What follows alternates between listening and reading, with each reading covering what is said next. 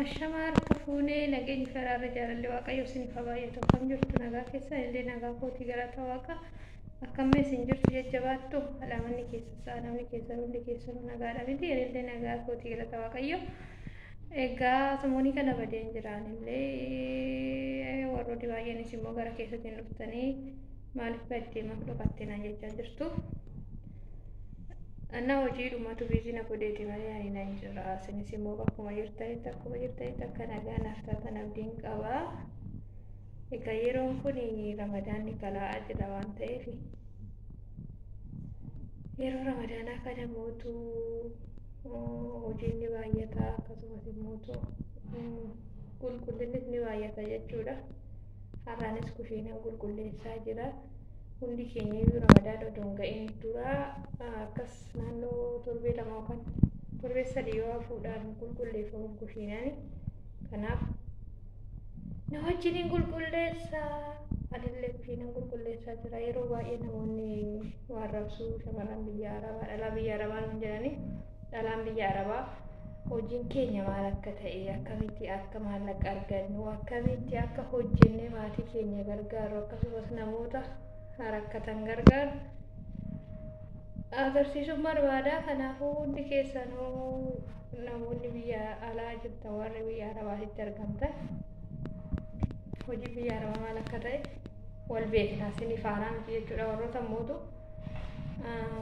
biyya keessa ta'anii shaqaala biyya arabaa maal beektan shintibeetii dhiquu qofa malee maal beektan jedhanii arrabsaniifanii hojiin keenya maal akka ta'e isinitti agarsiisuun barbaada. Teenyeti nyaannu itti dadhabneeti kan maallaqa argannu halkanii guyyaa hojjenneeti waan ta'eef ammoo yeroon kun immoo yeroo ramadaanaa waan ta'eef hojii sirriitti baay'ata. Kanaaf na wajjiniin qulqulleessan isin jedhaa hundi keessanuu jajjabaadhaa akkuma jirtanitti abdiin kutinaa guyyaa rabbi jedhe immoo kana keessa baanee galuu dandeenya jechuudha.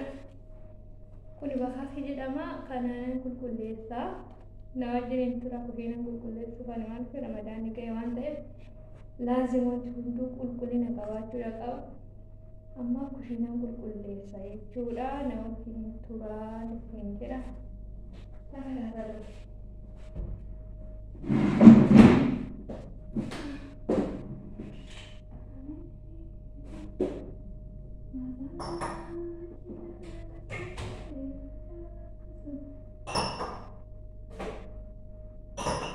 Akkatti kun meeshaan akka gadi guurreeti kan qulqulleessinu malee teenyeetiin kan maallaqa argannu abbumti argatu immoo kan dhufeenu anaaf nuti teenyee akka warra biyya keessa harkaan maaliif kan hojjennee gara agarsiisu waan ta'eef kanaafuu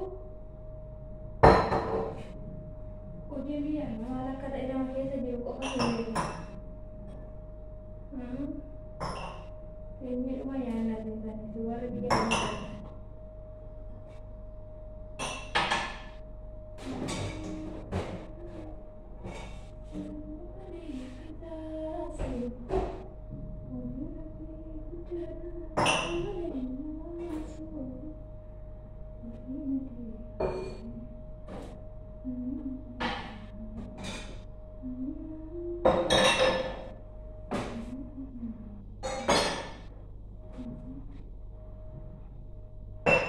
Meeshaan kerja jechuun suuta gadi buufannaa.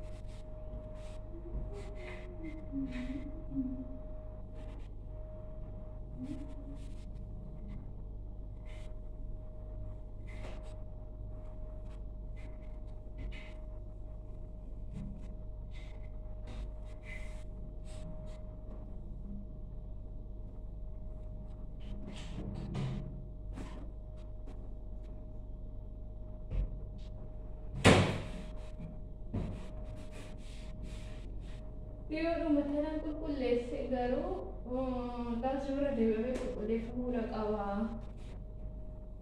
Maal jettee giiftiin kooti sanii walirra deebi'ee qulqulleessaa kun.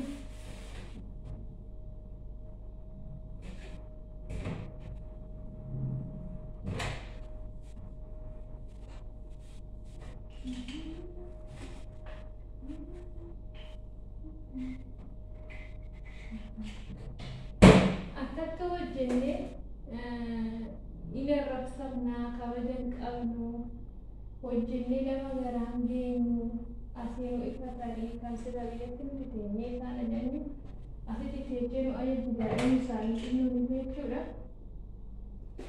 Kumaan kaayyoodhaaf qollinnaaf uumaa miti guyyaa